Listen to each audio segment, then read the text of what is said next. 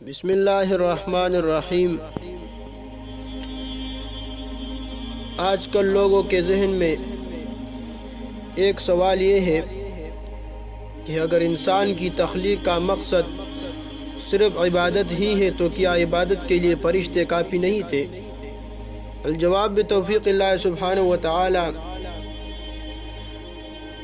تو یہ سوال بعض لوگوں کو، خاص کر نئی روشنی کے لوگوں کو یہ شبہ ہوتا ہے کہ اگر انسان کی تخلیق کا مقصد صرف عبادت تھا تو اس کام کے لیے انسان کو پیدا کرنے کی کیا ضرورت تھی؟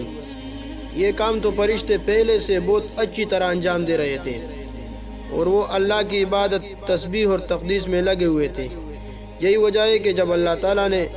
حضرت آدم علیہ السلام کو تخلیق فرمانے کا ارادہ کیا اور فرشتوں کو بتایا کہ میں اس طرح کا ایک انسان پیدا کرنے والا ہوں، تو فرشتوں نے بے ساختہ یہ کہا کہ آپ ایک ایسے انسان کو پیدا کر رہے ہیں جو زمین میں فساد مچائے گا اور خون ریزی کرے گا۔ عبادت، تسبیح و تقدیس تو ہم انجام دے رہے ہیں۔ اسی طرح آج بھی اعتراض کرنے والے یہ اعتراض کر رہے ہیں کہ اگر انسان کی تخلیق کا مقصد صرف عبادت ہوتا تو اس کے لیے انسان کو پیدا کرنے کی ضرورت نہیں تھی، یہ کام تو فرشتے پہلے ہی انجام دے رہے تھے۔ بے شک اللہ تعالیٰ کے فرشتے اللہ تعالیٰ کی عبادت کر رہے تھے، لیکن ان کی عبادت بالکل مختلف نوعیت کی تھی، اور انسان کے سپرد جو عبادت کی گئی وہ بالکل مختلف نوعیت کی تھی،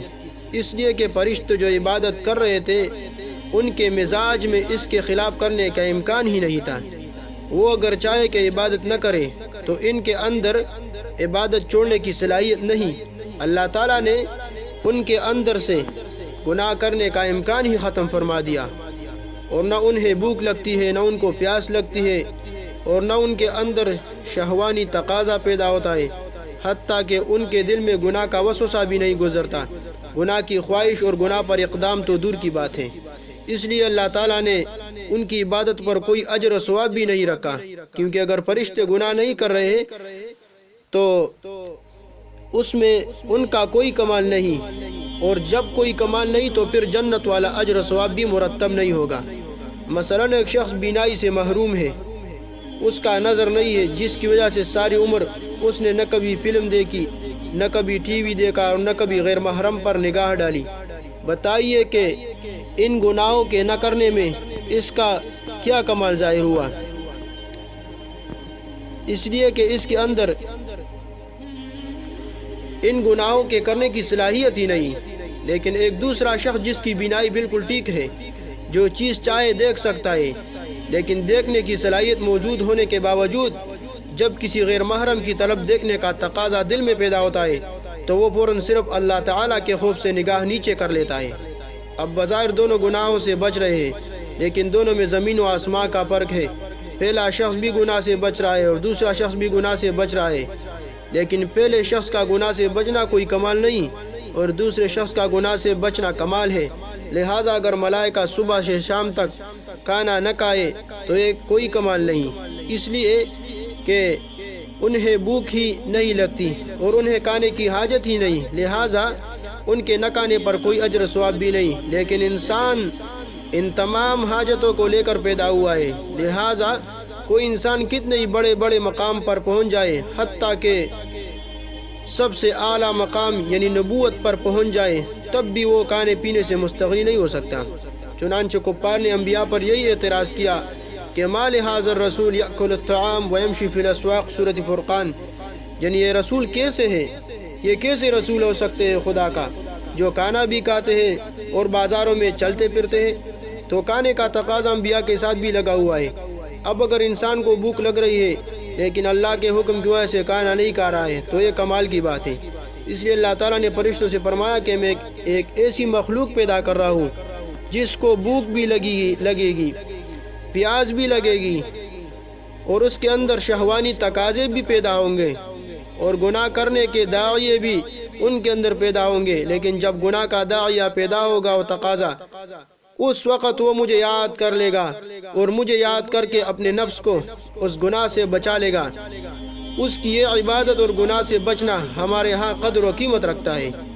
اور جس کا اجر و ثواب اور بدلہ دینے کے لیے ہم نے ایسی جنت تیار کر رکھی ہے جس کی صفت عرضها السماوات والارض بیان کی ہے، اس لیے کہ اس کے دل میں داعی اور تقاضا ہو رہا ہے اور خواہشات پیدا ہو رہی ہے اور گناہ کے محرکات سامنے آ رہے ہیں، لیکن یہ انسان ہمارے خوف اور ہماری عظمت کے تصور سے اپنی آنکھ کو گناہ سے بچا لیتا ہے، اپنے کان کو گناہ سے بچا لیتا ہے، اپنی زبان کو گناہ سے بچا لیتا ہے اور گناہوں کی طرف اٹھتے ہوئے قدموں کو روک لیتا ہے تاکہ میرا اللہ مجھ سے ناراض نہ ہو جائے۔ یہ عبادت فرشتوں کے بس میں نہیں تھی اور اس عبادت کے لیے انسان کو پیدا کیا گیا، یعنی اگرچہ عبادت کے لیے پیدا کیے گئے تھے لیکن وہ اس طرح پیدا کیے گئے تھے کہ خلقتاً عبادت کرنے پر مجبور تھے فرشتے، اس لیے کہ ان کی فطرت میں صرف عبادت کا مادہ رکھا گیا تھا، عبادت کے علاوہ گناہ اور معصیت اور نافرمانی کا مادہ رکھا ہی نہیں گیا تھا۔ لیکن حضرت انسان اس طرح پیدا کیے گئے کہ